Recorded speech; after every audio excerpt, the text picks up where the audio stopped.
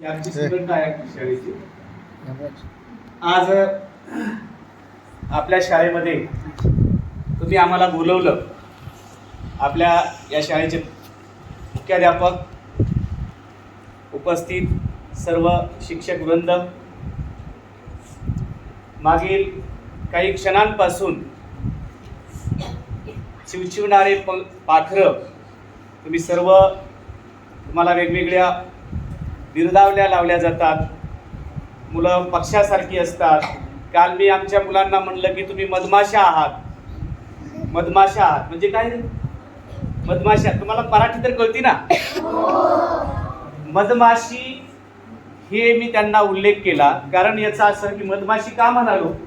आमच्या शाळेमध्ये काल तालुकास्तरीय उत्कृष्ट बालवाचक पुरस्कार वितरण सोहळा होता आणि तो आम्ही आयोजित केला होता. असंच माझ्यासारखे पाहुणे तिथं आले होते. जिल्ह्याचे डाएटचे प्राचार्य होते सलगर साहेब म्हणून. त्यांचं बोलणं इतकं आवडलं मुलांना की अक्षरशः गाडी ते बसेपर्यंत त्यांच्या पाठीमागच असा घोळका चाललेला होता. तर मी म्हटलं अरे काय मधमाशासारखं त्यांच्या मोहळ मागे लागल्यासारखं. म्हणजे एखाद्या माणसाचं बोलणं इतकं मनापासून आवडलं आणि शेवट ते गाडीत बसेपर्यंत आणखी सांगा आम्हाला, नवीन आम्हाला आणखी घ्यायचंय असं वाटणं. मधमाशी एकाच फुलावर बसत नाही तर अनेक फुलांमधून पराग आपले मध जमा करते आणि आपल्या संग्रही करते. आपण सर्व विद्यार्थी आहोत. मधमाशी सारखं आपण असलं पाहिजे. मधमाशी मधला गुणग्राहक हा एक गुण आहे. प्रत्येक मुलात, प्रत्येक माणसात, प्रत्येक गोष्टीत काही ना काही दडलेलं असतं. ते घेण्याचा प्रयत्न करणं म्हणजे मधमाशीचं काम आहे. आणि ज्या दिवशी मधमाशा या पृथ्वीवरील नष्ट होतील त्याच्यानंतर मानवसृष्टी नसणार आहे. मधमाशा संपल्या, या पृथ्वीवरल्या मधमाशा ज्या दिवशी संपल्या त्याच्यानंतर सजीव सृष्टी, जीवसृष्टी नसणार आहे. याचं वैज्ञानिक कारण आपल्या गुरुजी लोकांना नंतर विचारा की मधमाशीचं किती महत्त्वपूर्ण काम आहे. त्याच्याकडे मी नाही जात. मी वाचनाच्या संदर्भात बोलण्यासाठी आलो आहे.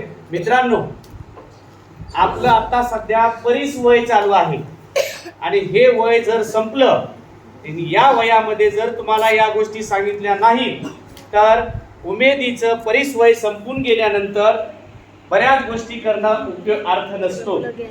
आई सकाळी आपल्याला पोळ्या बनवून देते, त्याचं कणिक तिंबते. कणिक तिंबल्यानंतर पोळ्या बनवण्यासाठी ते सकाळी लगेचच पोळ्या बनवते का दुपारी बनवते? लगेचच बनवते की नाही? तसं हे तुमचं त्या पद्धतीचंच वय आहे. लागलीच तुम्हाला सगळ्या गोष्टी सांगायला हव्यात, वेळच्या वेळी सांगायला हव्यात. वेळ निघून गेल्यानंतर काही उपयोग नसतो. यावर आधारित एक छोटीशी गोष्ट सांगतो आणि मग पुढे आपण सांगूया. एक श्रीमंत माणूस असतो, त्याच्याकडे खूप श्रीमंती असते, मोठं घर असतं, फॅक्टरी असते.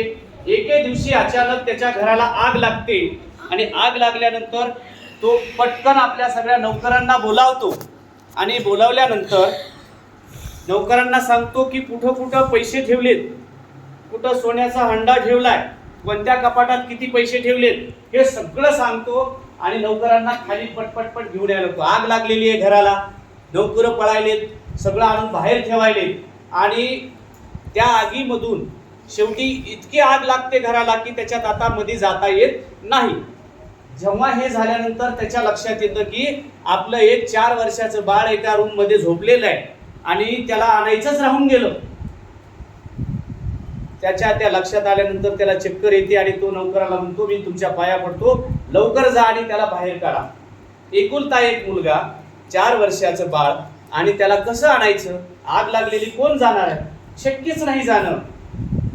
मग नौकर म्हणतात मालक, हे सुरुवातीलाच का नाही सांगितलं हो? अगोदर पहिल्यांदा त्यालाच घेऊन आलो असतो ना आम्ही.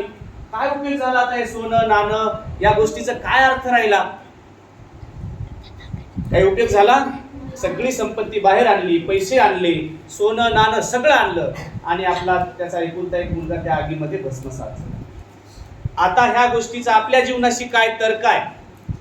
आपण या गोष्टीचा आपल्या जीवनावर काय अर्थ लावता येते ते लावूया. बघा, इथं आणखी एक वाक्य तिथं मुलांच्या बोलण्यातून 2-3 मुलींच्या बोलण्यातून आलं, योग्य वेळी योग्य शिक्षक लाभणं हा भाग्य योग समजावा. हे प्रवीण दवणेंचं पुस्तकातलं विधान आहे. तसंच योग्य वेळी योग्य गोष्टी योग्य संस्कार मुलांवर करता आले पाहिजेत ही जिम्मेदारी आमची पालकांची आणि आई वडिलांची आहे. याच वयामध्ये तुम्हाला पुस्तकांचं महत्त्व समजून दिलं पाहिजे. केवळ इथं येऊन आम्ही महत्त्व सांगण्यापेक्षा आम्ही केलेला कृती कार्यक्रम आमच्या मुलांच्या माध्यमातून दाखवला आहे. तुमच्या प्राचार्यांनी ज्यावेळेस आम्हाला बोलवलं, मॅडमने फोन केला, त्यावेळेस मी त्यांना आवर्जून म्हणालो की मी येण्यापेक्षा खऱ्या गुरुजींचा जिवंत प्रयोग म्हणजे विद्यार्थी असतात. आम्ही जे काही करतोय त्याचा प्रयोग म्हणजे हे यशस्वी विद्यार्थी असतात.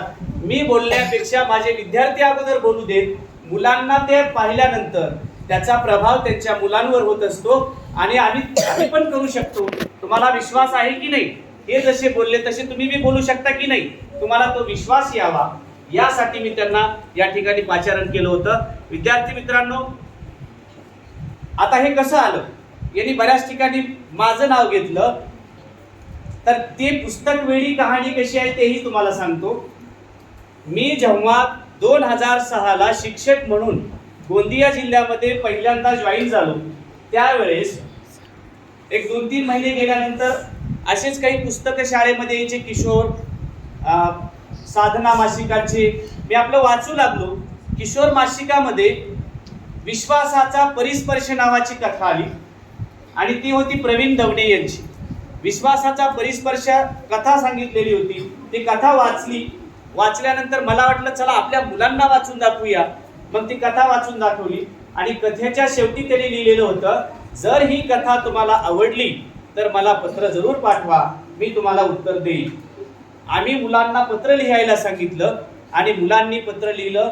आश्चर्य म्हणजे त्या पत्राला प्रवीण दवणे यांच्या हस्ताक्षरात त्यांनी पत्र पाठवलं. मग मला असं वाटलं अरे किती छान आहे, चांगली गोष्ट आहे. नोकरीची सुरुवात होती आणि मग पुस्तकाच्या दिशेने जाऊ लागलो आणि अचानक एके दिवशी चांदण्यात भिजायचं राहून जाऊ नये म्हणून नावाचं एक पुस्तक माझ्या जीवनात आलं. त्यातला 19वा पाठ मी वाचला आणि 19व्या पाठ वाचल्यानंतर मला प्रचंड दुःख झालं. पुस्तक वाचायलोय, 19व्या पाठावर आलो आणि त्या पाठामध्ये जे काही मांडलं होतं ते वाचून मला प्रचंड दुःख झालं. मला माझ्या गुरुजींचा राग येऊ लागला, मला माझ्या आईवडिलांचा राग येऊ लागला, माझ्या मित्रांचा राग येऊ लागला. का तर त्याच्यात असं नमूद केलं होतं की त्या लेखकांनी लिहिलेलं होतं, डॉक्टर आर साळुंके सरांनी, की 19व्या पाठात त्यांनी नमूद केलं की मी 57व्या वर्षी विवेकानंदाचं स्मारक पाहायला कन्याकुमारीला आलो आणि ते तेवढं सुंदर दृश्य पाहून मला असा खेद होत आहे की हे दृश्य जर मी 19व्या वर्षी पाहिलं असतं तर याच्याही पेक्षा मी प्रचंड ज्ञान आणि पूर्ण भारत जगभर फिरलो असतो. हे सौंदर्य, हे दृष्टी सौंदर्य मला 19व्या वर्षी कळालं असतं तर आज 57व्या वर्षी हा पश्चाताप मला झाला नसता. माझ्याही विद्यार्थ्यांना तो पश्चाताप होऊ नये म्हणून मी वाचनाचं वेळ या मुलांच्या डोक्यात भरतोय. तिथून वाचनाचा सोहळा सुरू झाला. पश्चाताप याच्यासाठी झालता, वडिलांचा गुरुजींचा राग याच्यासाठी येत होता की पुस्तक वाचणं एवढं छान असतं, पुस्तक एवढं काही काही नवीन गोष्टी सांगतं. अरे हे मला का सांगितलं नाही मी अगोदर? माझ्या वयाचे 25 वर्ष संपून गेले, व्यर्थ गेले आणि 25व्या वर्षी मला पुस्तक एवढे छान असतात कळालं. मग तिथं ठरवलं मी की आता यानंतर आपल्या आयुष्यामध्ये जे मुलं येतील, मित्र येतील, माणसं येतील, त्या सर्वांना या वाचनाच्या चांदण्यात भिजवायचं. म्हणून या पोरांना जे कुणी भेटतील, मित्र असतील, त्या सगळ्यांना पुस्तकं भेट देणं, पुस्तकाविषयी माहिती सांगणं सुरू झालं आणि हा प्रवास असा पुढे वाढत गेला. आणि या प्रवासामध्ये मित्रांनो तुम्हाला सांगतो, पुस्तकं धोका देत नाहीत, पुस्तकं खोटं बोलत नाहीत, पुस्तकं एकटं पाडत नाहीत आपल्याला. आणि पुस्तकानं वाचण्यानं काय काय होतं, काही लोकांची इथं नावं दिली. डॉक्टर बाबासाहेब आंबेडकरांचं नाव कधीही कुणीही विसरणार नाही. पुस्तक वाचन, लेखन, शिक्षण या संदर्भात कधीही त्यांचं नाव असं होणार नाही की ते घेणार नाही. पुस्तके उरी घ्यावीत बाबासाहेबांसारखी, म्हणजे पुस्तकं वाचावीत बाबासाहेबांसारखी. डॉक्टर APJ अब्दुल कलाम, पुस्तक वेडी ही माणसं कशी मोठी झाली. मग तुम्हालाही वाटलं पाहिजे की हे आपणही त्याच पद्धतीनं त्या दिशेचा प्रवास केला पाहिजे. मित्रांनो, हे पुस्तक खास मी तुमच्या शाळेला तुमच्या मुख्याध्यापकांना मी भेट देणार आहे. गुरुजी तुम्हाला आवडला हे पुस्तक आहे. या पुस्तकाची 3री आवृत्ती अगदी काही दिवसामध्ये येणार आहे. 2 आवृत्त्या संपलेल्या आहेत आणि या पुस्तकाच्या 2ऱ्या आवृत्तीच्या दोन्ही बाजूला या पुस्तकात काय आहे याविषयीच्या मान्यवरांच्या महाराष्ट्रातील मान्यवरांनी हे पुस्तक वाचून प्रतिक्रिया दिलेली आहे. हे पुस्तक मी स्वतः लिहिलं आहे. या पुस्तकामध्ये इथली कल्याणी सुद्धा आहे. या पुस्तकामधल्या ह्या 3-4 मुलं आहेत, प्रयास आहे. माझ्या शाळेतल्या मुलांचं हे पुस्तक आहे. जरूर वाचा. वर्ग 1, 2, 3, 4, 5वीच्या गुरुजींनी तर आवर्जून हे पुस्तक वाचा. हे पुस्तक मी तुम्हाला भेट देणारच आहे. मुलांना या पुस्तकाचा प्रवास इतका भन्नाट आहे. गुरुजी तुम्हाला आवडला नाव आहे पुस्तकाचं. गुरुजी तुम्ही मला आवडले असं का नाही? काय उद्धटपणा आहे हा? गुरुजी तू मला आवडला असं कसं म्हणावं? गुरुजी तुम्ही आवडला असं म्हणायला पाहिजे ना. तर गुरुजी तू मला आवडला असं माझ्या शाळेतील ममता नावाची पोरगी मला म्हणाली. पहिल्या वर्गाची. बरं, मी पहिल्या वर्गाला शिकवायला, म्हणजे तोही प्रवास फार भन्नाट आहे. माझ्या शाळेतील गुरुजी लोकांनी हा सांगायलाच पाहिजे, कारण पुस्तकाचा जन्म तसाच झाला. माझ्या शाळेतील गुरुजी लोकांनी काय म्हणाले की हे गुरुजी वरच्या वर्गांना शिकवून आपली प्रसिद्धी करतायत. म्हणजे मोठ्या मुलांना तर कुणीही घडवतं. असा एक मानवी स्वभाव असतो सगळ्यांचा. तो प्रसंग आला आणि म्हणले यांना पहिला वर्ग द्या बरं. हे वरच्या हे तर पुरं आपणही बोलतात. आमची कल्याणी बोलली, ही मुलगी बोलली, हा ठीक आहे. हे 7वीचे पुरे तर बोलतच असतात, यांना पहिला देऊन बघूया. मग मला जाणीवपूर्वक पहिला वर्ग दिला. 14 वर्षामध्ये पहिल्यांदा मी पहिल्या वर्गावर गेलो. आता सुरुवात कुठून करायची हेच कळना की आता सगळेच वर्ग मी सतत वरचे शिकवले. आणि मग सुरुवात पहिल्या वर्गाची झाली तर पहिले 6 महिने मी आणि माझे पहिल्या वर्गाचे पोरं वर्गात बसतच नव्हतो. सतत ग्राउंड मध्येच बाहेर खेळायलेले, चिखलात खेळायलेले, मातीत खेळायलेले, टोकणं ढकणं, मोडक्या तोडक्या वस्तू, असाच खेळा सगळा प्रकार कल्याणी आहे इथं बसलेली. लक्षात घ्या, खोटं बोलण्यासाठी किंवा प्रसिद्धी मिळवण्यासाठी नाही. हे लेकरू इथं बसलेले, तिच्या समोरचा हा प्रवास आहे. याच्यामधला आम्ही इतक्या मजेदार हा प्रसंग जगलो की पहिला वर्ग किती भन्नाट असतो आणि पहिल्या वर्गाचे लेकरं किती हुशार असतात याचा सगळा प्रवास मी यामध्ये मांडलाय. हीच कल्याणी. मी मागे इथला प्रसंग सांगतो. पहिल्या वर्गात 6 महिने आम्ही मध्ये गेलोच नाही. 6 महिने झाल्यानंतर आमचा लिहायला सुरू झालं. 1, 2, अ, ब, क, ड. 6 महिने आम्ही काहीच लिहिलं नाही. पालक यायचे, आज गुरुजी हा अभ्यासच देत नाही. मग बाकीच्या गुरुजींना वाटायचं कशी मजा येईल आता, पालक लोक येईल यांच्या नावानं ओरडायलेत. पण त्यांना काय माहित होतं आम्ही काय जगतोय. मला सांगतो मित्रांनो, पहिल्या वर्गामध्ये मी आता बोलत आहे ना, असे 30ही पोरं बोलायचे आणि मी एकटाच ऐकायलेलो. तुम्ही जसं ऐकायलेत नाही सगळेजण, मी एकटाच ऐकायचो. कल्याणी यायची, तिचं काय घडलंय, काल काय झालं होतं, मामा आले, मावशी आली, मग तिनं ही साडी घातली होती, तिनं बांगड्या आणल्या, झालं. मग दुसरी यायची, आमच्या घरी असंच झालं. 30ही मुलांचं बोलणं ऐकून घेतल्याच्या नंतर मग म्हणायचं आणखी कुणाला बोलायचंय का. म्हणजे पहिला तास मी ऐकायचं, त्यांनी बोलायचं. असा पहिल्या वर्गातला पहिला भन्नाट तास. पण सगळ्याला बोलू द्यायचं. काय होतं, एखाद्याला म्हणलं तू बस खाली, तुला नाही जमत, तर ते लेकरू नाराज होतं. सगळेच बोलले पाहिजेत, सगळ्यांनाच काहीतरी सांगायचं असतं आणि मुलांना आपल्या मनातलं काहीतरी सांगायचं असतं प्रत्येक मुलाला. मी हे जाणलं आणि पहिल्या वर्गातल्या मुलांना विश्वास आला की या शाळेमध्ये आपलंही कुणीतरी ऐकून घेतंय, आपला बी कुणीतरी मित्र आहे आणि आपल्याला बोलू दिल्या जातंय. म्हणून प्रत्येक जण येऊन बोलू लागला आणि ते बोलत असताना मी कान देऊन ऐकायचो आणि त्यांना शाबासकीची थाप द्यायचो. एके दिवशी आम्ही ग्राउंडवर बाहेर बसलो होतो आणि आमचा घोळका बसला असताना अचानकच ती ममता नावाची पोरगी उठली आणि म्हणली गुरुजी तुम्हाला आवडलास. आता गुरुजी तुम्हाला आवडलास म्हणल्यानंतर मी म्हटलं शांत बसलो. बाकी सगळेच मुलं म्हणू लागले गुरुजी तू मला आवडला. आता आरतुर का, तर बंजारा बोली भाषेमध्ये बापाला घरी हे आरतुर बोलतात. तीच आरतुर बोलण्याची भाषा पहिल्या वर्गात आलेल्या मुलांना मायबोलीची भाषा असते, म्हणून ते आरतुरच बोलत होते. मी त्यांना कधीही पहिल्या वर्गात टोकलं नाही. अरे तुम्ही म्हणा, आतुता म्हणू नका, असं कधीच म्हटलं नाही. म्हणून हे वाक्य त्या मुलीच्या तोंडचे गुरुजी तुम्हाला आवडला. कल्याणीचं उदाहरण द्यायला होतो. 3 दिवस ट्रेनिंग लागली तालुक्याला, मी शाळेतच गेलो नाही आणि 3 दिवस ह्यांना मी भेटलोच नाही पहिल्या वर्गातल्या पोरांना. तर ह्या कल्याणी मॅडम दरवाज्यावर असा हात उभा राहून मध्ये यायचं नाही. पुढे गेला होतास 3 दिवस, आम्हाला करमलं नाही. आता मला सांगा, अरे गुरुजी शाळेत नाही आलात, हीच पोरगी होती लहान पहिल्या वर्गातली, तिचा प्रसंग याच्यात लिहिलाय मी. जर ती मला ज्या विचारते की कुठं गेला होता, आम्हाला करमलं नाही, मग मला इतकं छान वाटलं की माझीही कुणीतरी शाळेमध्ये वाट पाहते आतुरतीनं. बघा मित्रांनो, आपल्या गुरुजीची मुलं वाट पाहतायत, यापेक्षा आणखी काय पाहिजे असतं रे.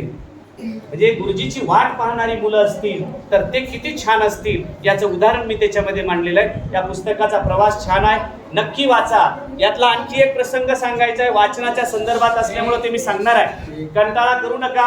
आणि मी माझा टाइम मला जे दिलाय तुमच्या प्राचार्यांनी ते संपल्याशिवाय मी बंद करणार नाही.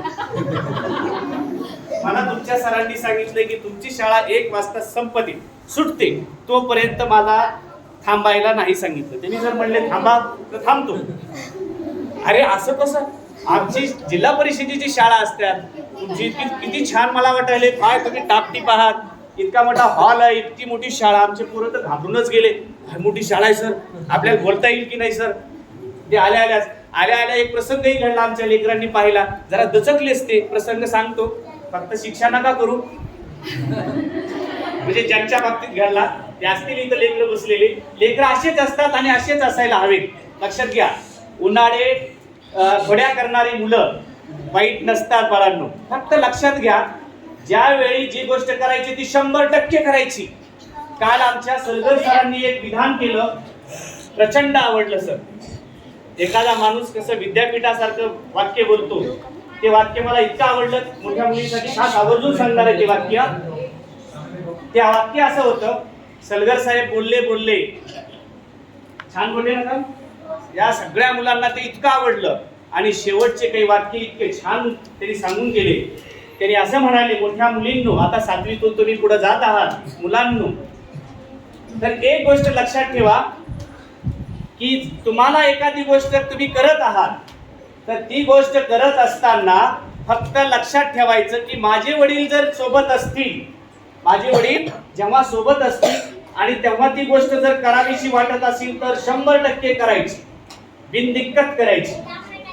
लक्षात येते मी काय सांगायलोय. तुम्हाला एखादी गोष्ट करावीशी वाटत आहे, त्यावेळेस तुमचे वडील सोबत आहेत आणि ती करावीशी वाटत आहे तर 100% करायची. आणि तुमचे वडील सोबत आहेत किंवा तुमचे गुरुजी सोबत आहेत आणि त्यावेळेस जर ती गोष्ट करताना तुम्हाला वाटत असेल की अरे माझ्या वडिलांना काही वाटेल का, माझ्या गुरुजींना काही वेगळं वाटेल का, तर ती गोष्ट करायचीच नाही. साधं गणित सांगितलं.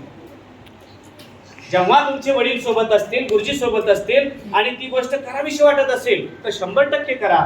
आणि ज्या वेळेस तुमचे वडील गुरुजी सोबत असताना ती गोष्ट करताना जर तुमचं मन म्हणत असेल की नाही, हे नाही केलं पाहिजे मी, तर ती अजिबात करायची नाही. साधं तत्वज्ञान सांगितलं. बघा, पुस्तकाच्या दुनियेतून अशी माणसं भेटतात, आम्हाला अशी अनेक माणसं भेटत गेली. शेकडो ग्रंथ, शेकडो माणसं महाराष्ट्रामधले आहेत. डॉक्टर आह साळुंके सर आहेत, प्रवीण दवणे आहेत, त्यानंतर सतीश काळशेकर आहेत, या माणसांचा रार बोराडे सर आहेत.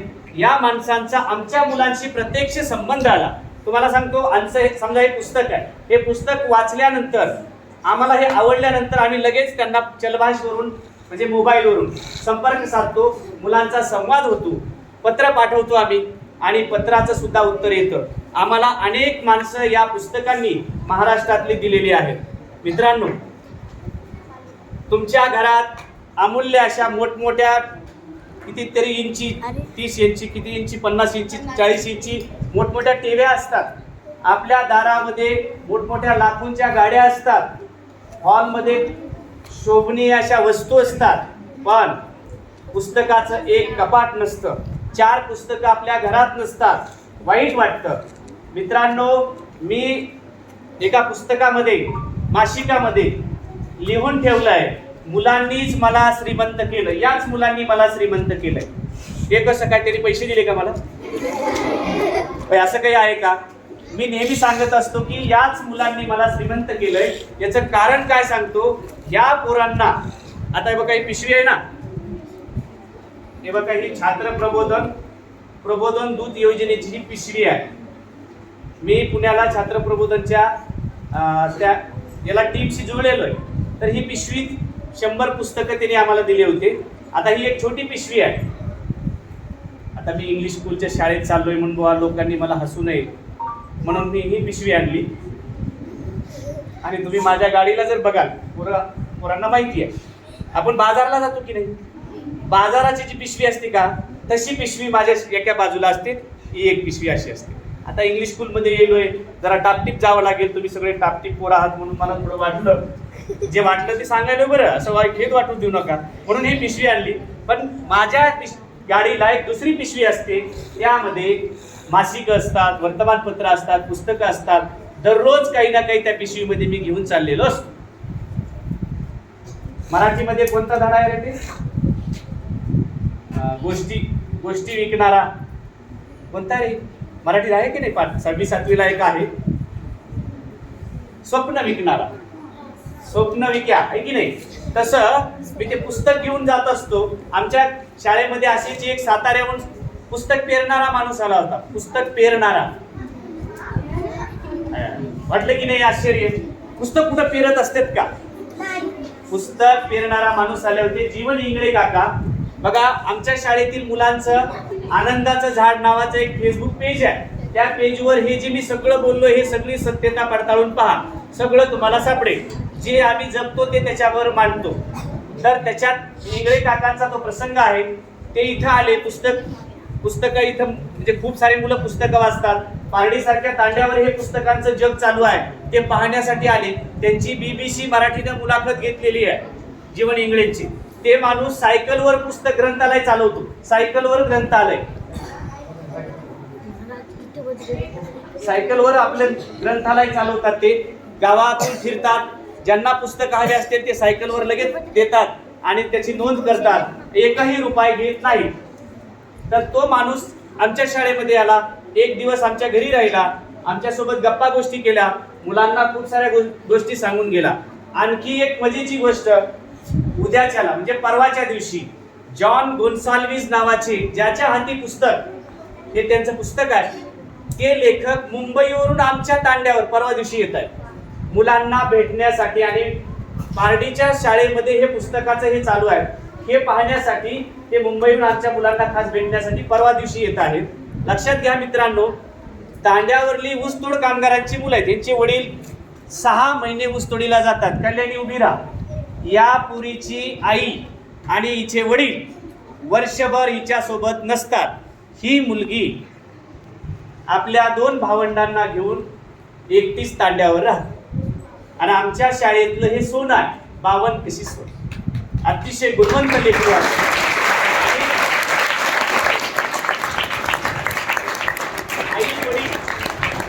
तिचे आई वडील मुंबईला बांधकाम करणारे मिस्त्री लोक आहेत ना, तिचे वडील बांधकाम करतात आणि आई हाताखाली टोपले देण्याचं काम करते. लक्षात घ्या मुलांनो, या मुलीचे आई वडील सोबत नसताना इतकं गुणवत्ता तिनं कमवली आहे शाळेमध्ये.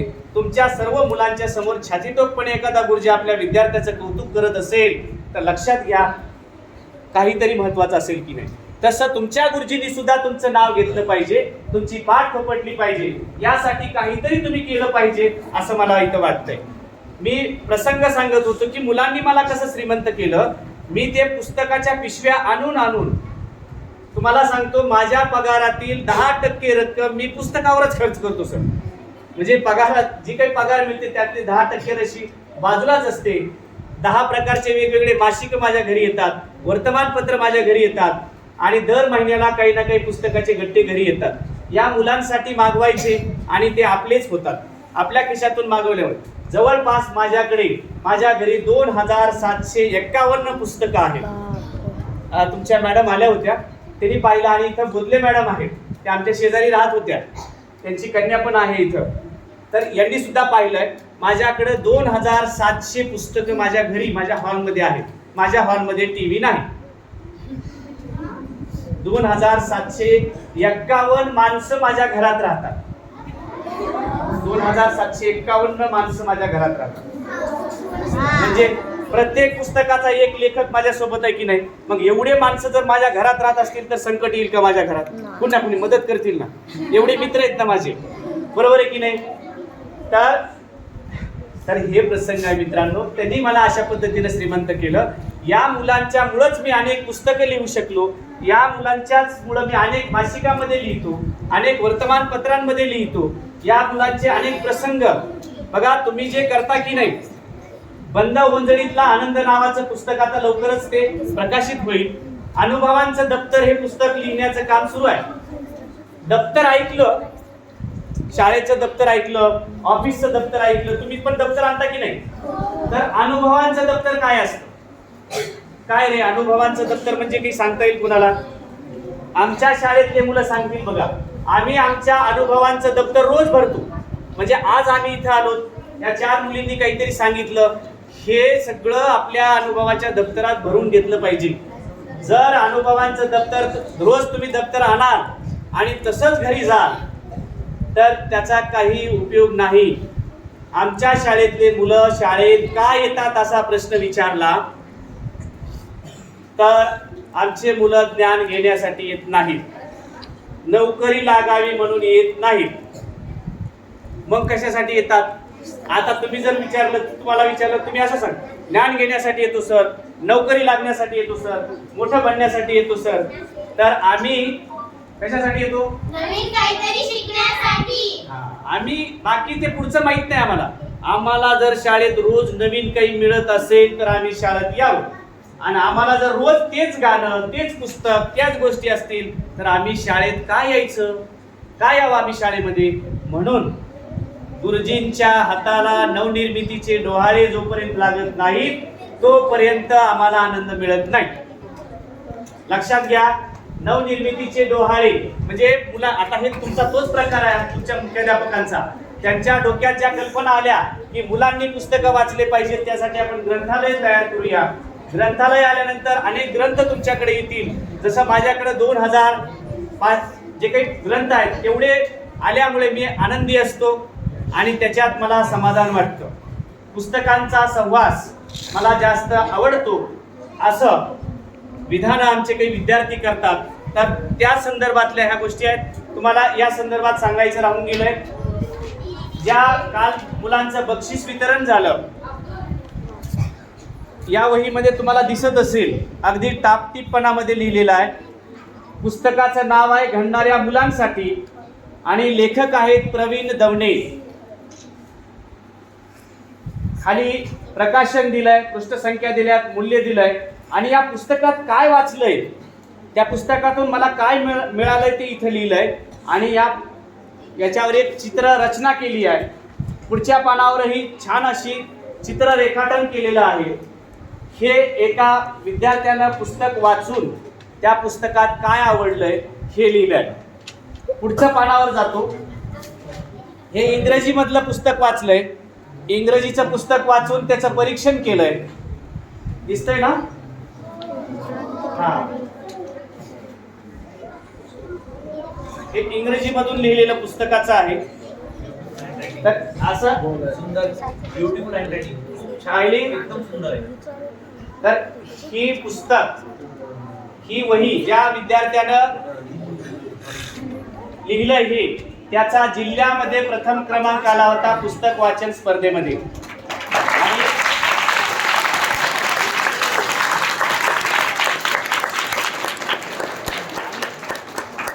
तो विद्यार्थी आमच्या शाळेचा वर्ग 7वीचा होता आणि आता तो तुमच्या शाळेचा विद्यार्थी आहे हे मला सांगताना आनंद होतो. कोण असेल तुमच्या शाळेचा विद्यार्थी आहे? तो अगदी बॅक बेंचर आहे, सगळ्यात शेवटच्या रांगेत बसलाय. उभे राहा. ही त्याची मुलगा.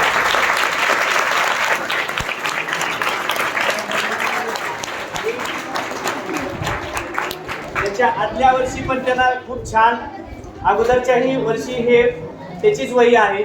सतत 3 वर्ष त्याला हा पुरस्कार मिळाला होता उत्कृष्ट वाचकाचा आणि त्याचीच ही वही आहे. आणि तो आमच्या शाळेचा विद्यार्थी होता 7वी पर्यंत. नंतर आता तुमच्या शाळेचा विद्यार्थी झाला आणि तो तुमच्या शाळेत आहे. आणि मला आणखी आनंद होत आहे की माझे दोन्ही मुलं माझ्या शाळेत होते बरं का. तोही प्रयास, तो माझ्या शाळेत शिकला, तोही माझ्या शाळेत शिकला. आम्ही घरी बाप लेक आणि शाळेत विद्यार्थी आणि मी गुरुजी. ते दोघंही माझेच विद्यार्थी आणि त्या दोघांनाही चांगल्या पद्धतीच्या ह्या वाचनाच्या संदर्भात संस्कार करता आले. त्याचा रिझल्ट चांगल्या पद्धतीचा त्यांना मिळत आहे. प्रयासही तसंच आहे बघा, प्रयासचीच वही आहे. बाकी त्या विद्यार्थ्यांच्या वह्या आणायच्या आम्ही घाई केल्यानंतर काय होतं लक्षात आलं, वह्या काढून ठेवल्या आणि शाळेतच विसरून आलो. इथं आल्याच लक्षात आलं. त्यांच्याही वह्या तुम्हाला दाखवायला आणायच्या होत्या. प्रयासनं यावर्षी भाग घेतला आणि प्रयास सुद्धा छान चित्रकार, व्यंग चित्रकार आहे बरं. त्यानं सुद्धा त्याच्या पुस्तक वाचलंय.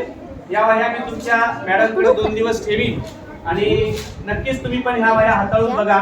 आपल्याला करता येऊ शकतात ह्या गोष्टी आणि ज्या गोष्टी करता येतात त्या जरूर केल्या पाहिजेत असं मला वाटतंय. साधना नावाचं हे मासिक आहे, किशोर नावाचं मासिक आहे, लर्न मोर आहे, छात्र प्रबोधन आहे. या सगळ्या मासिकांची वर्गणी आपण भरावी. वैयक्तिक गुरुजी लोकांनी भरली तरी चालेल. विद्यार्थ्यांचा वाढदिवस असेल तर त्यांच्या वाढदिवसानिमित्त एखाद्या मासिकाची वर्गणी भरत चला आणि त्या माध्यमातून अशी मासिक दिवाळी अंक तुमच्या घरी येत जातील आणि पुस्तकातून तुम्हाला खूप काही नवीन गोष्टी मिळतील. मित्रांनो, शेवटची एक गोष्ट सांगतो आणि थांबू ना सर, तरी बराच वेळ आहे. कारण हे बघा, संधीचं सोनं करावं म्हणतात ना. आमची पोरगी म्हणाली ना, संधी मिळाली तिचं सोनं करा. आज मला संधी मिळाली तुमच्यासोबत बोलण्याची. काय सांगताय ते पुढे भेटेल की नाही, भेटून जाऊया आहे की. शेवटची कहाणी सांगतो. एक आजीबाई असते, म्हातारी, तिला कोणीच नसतं बरं. कथा ऐकायची, आपण थोडंसं सरळ बसत टाईप, म्हणजे मला मजा आली पाहिजे ना कथा सांगायला. मग ही जर कथा आवडली तर मग दुसरी कथा सांगेन बरं का. मग एक सांगायचं का 2? मग मी आता दुसरी कथा पहिल्यांदा सांगतो आणि पहिली नंतर सांगतो. दुसरी कथा अशी होती, एक शेतकरी होता.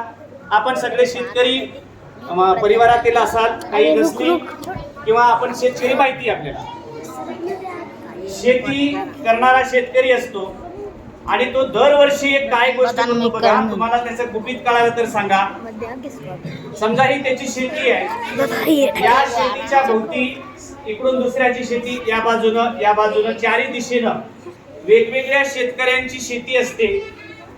आणि हा शेतकरी इतका चतुर, हा काय करतो, पेरणी होत असताना जेव्हा पेरायला सुरू होते त्यावेळेस हा शेतकरी काय करतो, एकाच्या शेतकऱ्याला घरी बोलवतो आणि म्हणतो काय करा, मी जी पेरायलो ती पेरा आणि त्याला फुकट बी देऊन टाकतो. इकडच्यालाही मोफत बी देऊन टाकतो.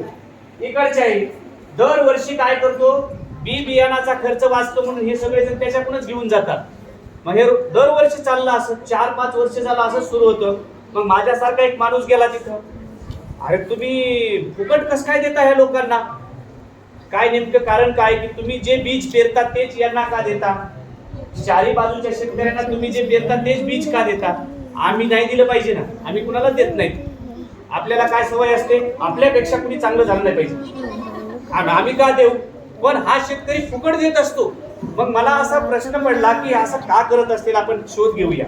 मग त्यांना विचारलं, अहो शेतकरी दादा, मानवी वृत्ती अशी आहे की आपल्याकडलं चांगलं दुसऱ्याला देऊ नये, आहे की नाही, राखून ठेवावं. पण तुम्ही कसं काय देताय. आणि याच्यात एक वैशिष्ट्य असं होतं की या चारही शेतकऱ्याला जरी बी दिलं तरी याला जास्त पीक व्हायचं. बघा, इकडच्याला बी तीच दिलं, याला बी तेच दिलं, यालाही तेच दिलं, तरी याला जास्त पीक यायचं, जास्त धान्य मिळायचं. हे असं का, तर त्या शेतकऱ्यानं दिलेलं उत्तर सांगतो ऐका. आता आपल्यावर येऊया. ते काय म्हणले शेतकरी दादा, बघा मी खूप उत्तम बीज पेरतो हो, माझ्याकडं सुपर असं बीज आहे आणि ते पेरल्यानंतर माझं पीक सुपर येणार आहे माहिती मला. पण काय होईल, समजा ह्या आजूबाजूच्या शेतकऱ्यांनी जर कनिष्ठ कमी दर्जाचं जर पीक बी पेरलं तर त्याचं उत्पन्न ते जे वनस्पती निघतील त्या कमजोर निघतील आणि त्या कमजोर निघाल्यानंतर त्या जेव्हा परागी भवन फर्टिलायझेशन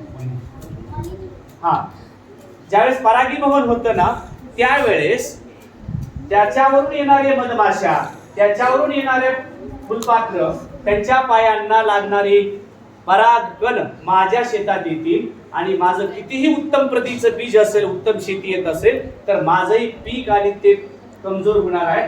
म्हणून मी आयडिया काय केली की माझ्याकडूनच बीज त्यांना दिलं त्यांच्याकडेही चांगलेच निघाले आणि आमच्याकडेही चांगलेच निघाले. मित्रांनो केवळ पार्टीच्या तांड्यावर वाचनाचा सोहळा घेऊन उपयोग नाही. अशाच शाळांमध्ये तुमच्या आजूबाजूच्या अनेक शाळांमध्ये हे असे काम करावे लागतील तेव्हा तुम्ही पण चांगले होताल आम्ही पण चांगले व्हा. आम्ही चांगले असून उपयोग नाही. आमच्या घरातून बाहेर निघालं की शेजारचा पोरगा शिव्या देतो. आता आम्ही सांगतो पोरांना शिवी देऊ नको बेटा. अरे कसं करणार मग याच्यासाठी आम्हाला शेजाऱ्याला सुद्धा हे बी द्यावं लागेल. चांगलं व्हा बरं का तुम्ही पण वाचा फुकट न्या असं करावं लागेल की नाही. तेव्हा तेही मुलं वाचतील इकडचेही वाचतील तेव्हा हे मजा येईल. म्हणून मित्रांनो इथे येण्याचा हा एक महत्वाचा भाग आहे की हे केलं पाहिजे आपण चांगलं ते दिलं पाहिजे. आता दुसरी कथा सगळ्यात शेवटची. आता कथा पुढं नाहीत माझ्याकडं संपल्या. आजच्या टायमातल्या कथा संपल्या. शेवटची कथा अशी आहे. आजीबाई असते आणि त्या आजीबाईला कुणीच नसतं मूल बाळ कुणीच नसतं. मग बिचारे आपलं जेवढं जमेल तेवढं पोटापुरतं कमवायची खायची. मग आता उन्हाळ्याचे दिवस आहेत बघा सध्या. त्या उन्हाळ्याच्या दिवसांमध्ये आजीचं एकच काम सकाळी 2 थैल्या घ्यायच्या बस स्टँडला जायचं. वालूरची गाडी बस डेपो मध्ये उभी असली की त्या वालूरच्या गाडीमध्ये बसायचं आणि त्या वालूर गावामध्ये जाऊन गावभर फिरायचं. आंब्याच्या कोई चिंचच्या बिया बोराच्या आटोळ्या जे जे बिया सापडतील त्या बिया त्या पिशवीत भरायच्या आणि पिशव्या भरून घरी आणून ठेवायच्या. दुसऱ्या दिवशी इकडं दुसऱ्याच गावला तिसऱ्या दिवशी दुसरीकडे जायच्या. असं हे पाऊस पडेपर्यंत पहिला पाऊस पडेपर्यंत ती आजी बिया जमा करायची. तिच्या घरात सगळे असा ढीग लागलेला बियांचा वेगवेगळ्या झाडांच्या बिया. मग जसा पहिला पाऊस पडू लागला की पुन्हा आजी काय करायची आणलेल्या बिया पिशवीत भरायची. परत भरलेल्या पिशव्या घेऊन वालूर ज्या ज्या दिशेनं आहे त्या त्या दिशेमध्ये गाडीमध्ये बसायची.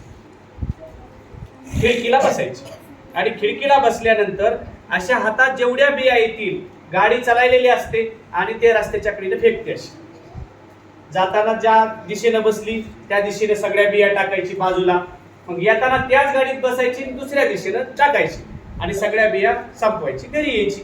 दुसऱ्या दिवशी परत पिशव्या भरायची इकडे दुसऱ्याच गावाला जायची पाथरीकडं. जाताना ज्या दिशेने तिकडून अर्ध्या बिया टाकायची येताना अर्ध्या बिया इकडे टाकायची. असंच एके दिवशी आमचे तुमचे मुख्याध्यापक त्या बाईंना भेटले आणि त्यांनी म्हणले काय प्रकार आहे बाबा मी 2 दिवस झालं बघितलं वालुराकडे जाताना तुम्ही त्या बिया टाकत होतात पाथरीकडे जाताना टाकतात. मग त्यांना वाटलं की काय नेमकं ऐकून घ्यावं.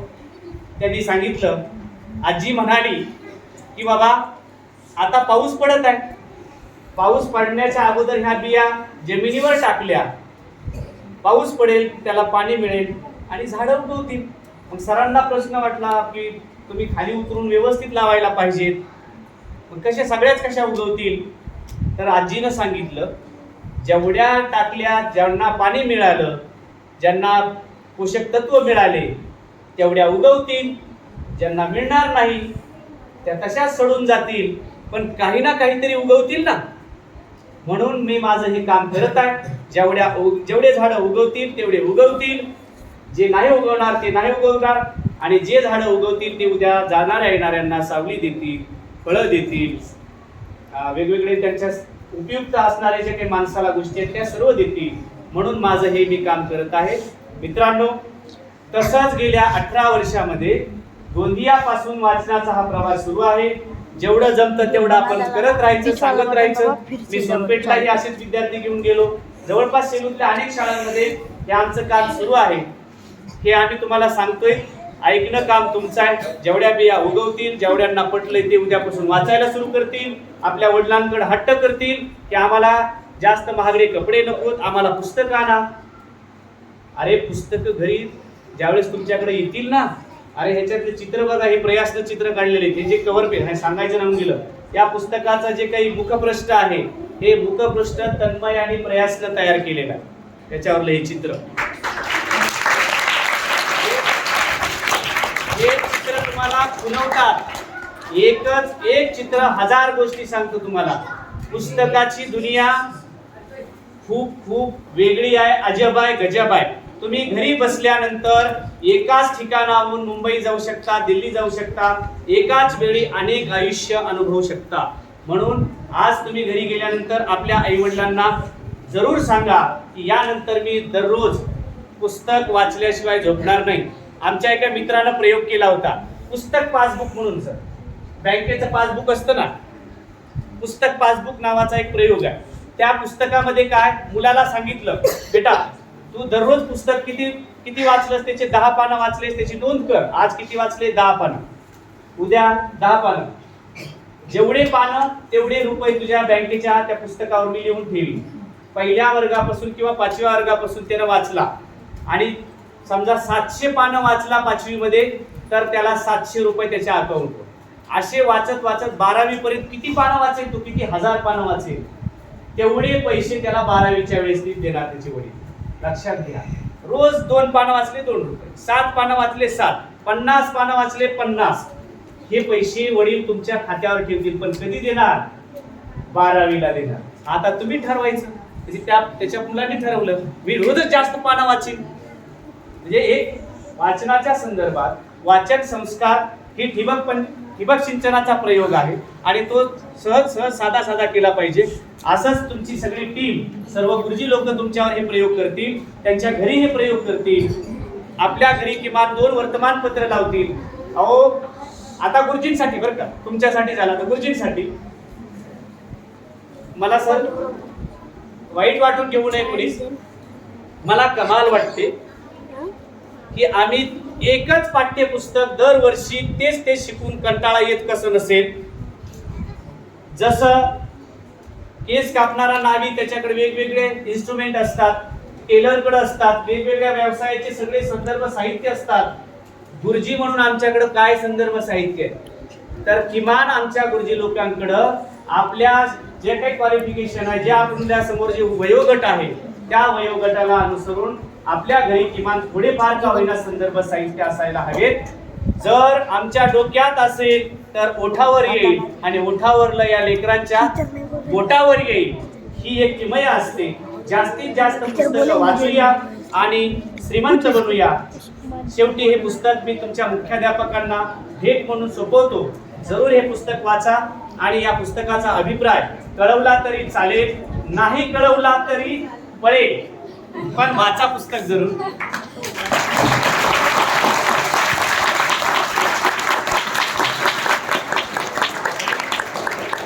हा साधना दिवाळी अंक आहे.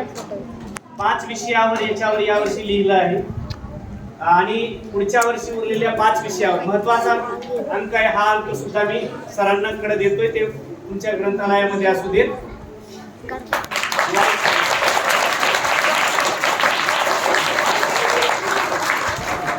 विद्यार्थी मित्रांनो, कृतज्ञता हा सर्वात मोठा संस्कार आहे.